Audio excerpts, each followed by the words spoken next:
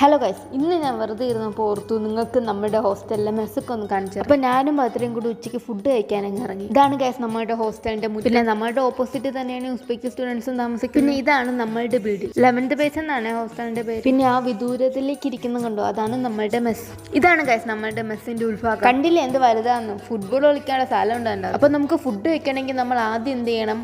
പാത്രം എടുക്കണം. പാത്രം എങ്ങനെ എടുക്കും? പാത്രം നല്ലത് നോക്കി തിരഞ്ഞെടുക്കണം. ആവശ്യമുണ്ടെങ്കിൽ കഴുകാം. ഞാൻ കഴുകും, കാരണം എനിക്ക് വൃത്തി കൂടുതലാണ്. കുറച്ച് പാത്രം കഴുകി കഴിഞ്ഞ ഉടനെ നമ്മൾ ഫുഡ് എടുക്കാൻ പോകണം. ഫുഡിന് ഇപ്പോൾ എന്താ കഴിക്കാൻ? ഇന്ന് ചോറുണ്ട്, ചപ്പാത്തി ഉണ്ട്. ചപ്പാത്തിൻ്റെ വീട് നമ്മൾ എടുത്തില്ല. ചോറുണ്ട്, ചപ്പാത്തി ഉണ്ട്, കടലക്കറി ഉണ്ട്. പിന്നെ തൈരിൻ്റെ അകത്ത് കുറച്ച് മുളക് പൊടി ഇട്ട് എന്തോ വീഡിയോ എടുക്കണോണ്ട് ഭദ്രയാണ് എനിക്ക് ചോറ് കോരി തരുന്നത്. So cute. ആക്ച്വലി അത് കടലക്കറി അല്ല കേട്ടോ, പയർക്കറി ആയിരുന്നു. ഇനി ഫുഡിന്റെ റിവ്യൂ പറയാം. എല്ലാവരും പോകുന്നത് കൊണ്ടാണെന്ന് തോന്നുന്നു. അപ്പം അതുപോലെ തന്നെ കൊള്ളത്തിലായിരുന്നു. ഇനി അടുത്ത നിങ്ങൾക്ക് ഹോസ്റ്റലിന്റെ റൂമുകൾ കാണണമെങ്കിൽ കമന്റ് ചെയ്യുക ഗൈസ്, കാണണമെന്ന്. ഞാൻ നിങ്ങൾക്ക് കാണിച്ചു തരാം. ഞാനല്ലാതെ പിന്നെ ആര്. അപ്പോൾ ഇത്രയുള്ള ഗൈസ്, അടുത്ത വീഡിയോ ആയിട്ട് പിന്നെ വരാം. ബൈ.